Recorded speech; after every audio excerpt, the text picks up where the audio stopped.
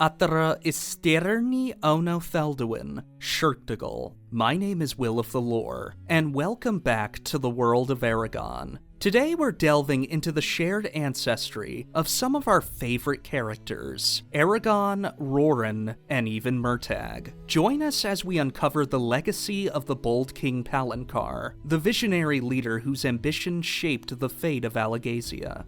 To understand the significance of this historical figure, our tale must begin long before his birth. It was in 5596 AC when a single ship of 20 human explorers landed on Alagaesian soil for the first time, in the region that was to become Shur'tugal. During their expedition, they encountered the dwarves, with whom they exchanged gifts. The humans soon departed, presumably to share stories of their discoveries with their kin across the Southern Ocean. But for reasons unknown, no humans set foot in Alagaesia for another 1600 years. Then, in 7203 AC, humans finally returned. They came in far greater numbers, for this time, it wasn't a desire for discovery that drove them, it was an exodus. Accounts differ regarding what forced them to flee, but whether it was the evil Razak, brutal war, terrible famine, or some combination of them all that swept through their homeland in the south, these refugees put their faith and hope for a better life in one man.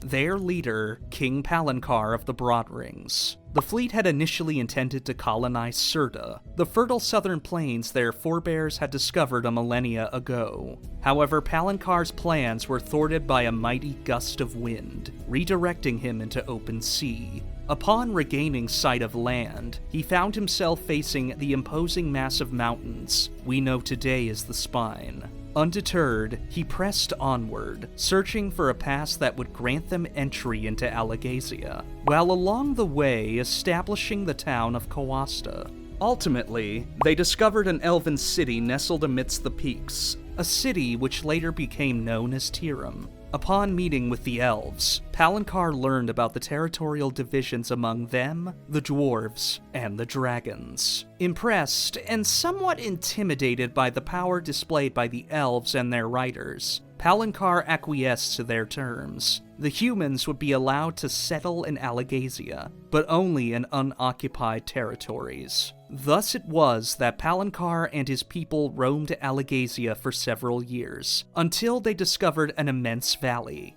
Being one of the few territories that wasn't claimed by the elves or the dwarves, he began building his empire. This valley would come to be known as Palancar Valley. After driving out the local Urgal population and establishing the town now known as Theransford, the once great leader began showing early signs of dementia. In his madness, Palancar grew confident enough to challenge the elves for control of the region between the Spine and Dueldenvarden. He suffered 3 consecutive defeats in this quest. Palancar's erratic behavior and obstinate persistence prompted his nobles to negotiate a treaty with the elves without his knowledge. Subsequently usurped, Palancar and his family were confined to the valley. Rather than execute him, the elves erected the watchtower Edoxil, meaning unconquerable, at the mouth of the valley. Riders would be posted to the tower to watch over its inhabitants, preventing further discord.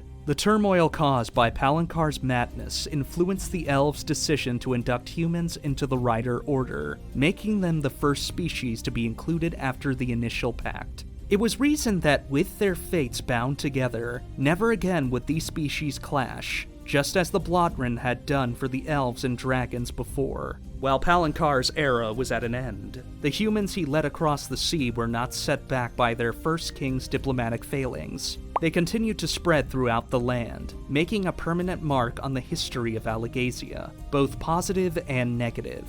While Palancar was banished to his valley, his kin resettled Illyria, the elven city that had been left abandoned since the Dragon War, that would later be known as Urubane. By some measures, even the elves admit that humans are now the most successful species to colonize the land. Tragically, Palancar never got to see their glory. He met his demise at the hands of one of his own sons, precipitating the decline of House Palancar. Today, 800 years after King Palancar's arrival, his descendants still reside in the valley that bears his name. those who bear his legacy continue to shape Alagaesia, including Eragon, Roran, and many other inhabitants of Theransford and Carvajal.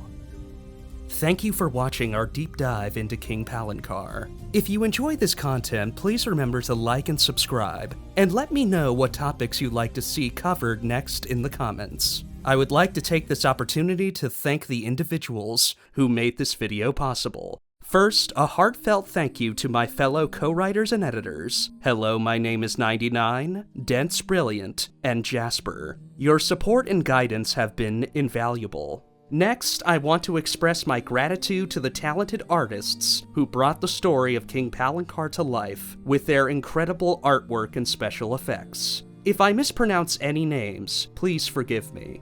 Jake Smidt, Ainsley McGovern, Dull58, Barbara Art 4, Alyssa Beccue, MartaROV, Pakhee Jha, Angel Perez, Stenasia, Shewhobreathesfire, Howdy, Christopher Paolini, Farnes, CartoArt, and Amy Josh. Thank you all for your passion and dedication to the Inheritance Cycle. I also want to thank MCAlagaesia for allowing me to use their clips for this project. To see the full video, please click on the link in the description below. Finally, a huge thank you to the man, the myth, and the legend himself, Malte Wegmann, for providing the music for this video. Please support Malte by subscribing to his channel at Malte Wegmann.